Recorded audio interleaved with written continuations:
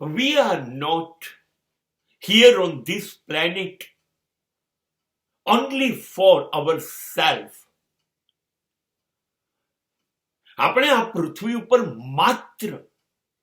માત્ર આપણા માટે નથી જીવતા, નથી આવ્યા. આપણે ભૂલી ગયા છે. આપણને ભૂલી જવાની ટેવ છે. ઈશ્વરે એટલા માટે મોકલ્યા હતા તમને. You are donated by super power of the world. ઈશ્વરે તમને દાનમાં જિંદગી આપી હતી.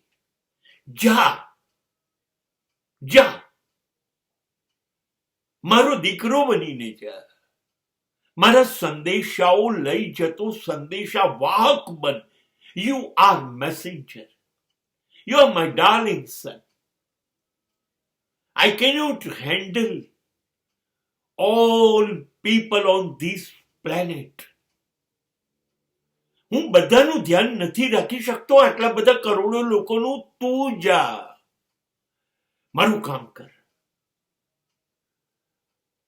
અને જઈને તું કેટલા બધા લોકોને સંતોષ આપ, જિંદગી આપ, પ્રેમ આપ. એ મારું કામ છે.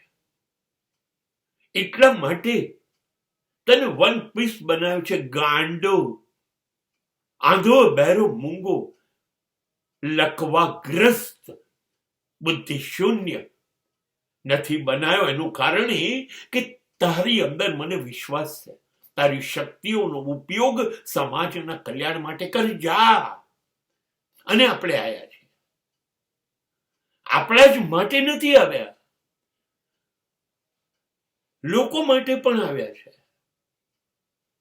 અને આપણે ભૂલી ગયા છે. આપણી અંદર મૂળ તો પશુ જીવતો તો જીવે છે. જન્મ લેવો, ખાધા કરવું, સુખ ભોગવવું અને મરી જવું, આ પશુ વૃત્તિ છે.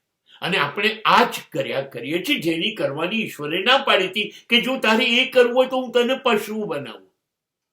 એને પશુ ના બનાયા. એને તમારી શક્તિમાં વિશ્વાસ હતો. એને ખબર હતું આ મારું કામ કરશે. માટે આ પૃથ્વી પર આપણે ઈશ્વરનો આભાર એ માનવો જોઈએ કે તે જે કહ્યું છે એમ જ થશે. તારી મરજી મુજબ થશે. મારા શ્વાસ તું ચલાવે છે, એ ચાલશે ત્યાં સુધી હું લોકો માટે જીવીશ. હું માનવ કલ્યાણને પસંદગી આપીશ અને તારો આદેશ પાળીશ.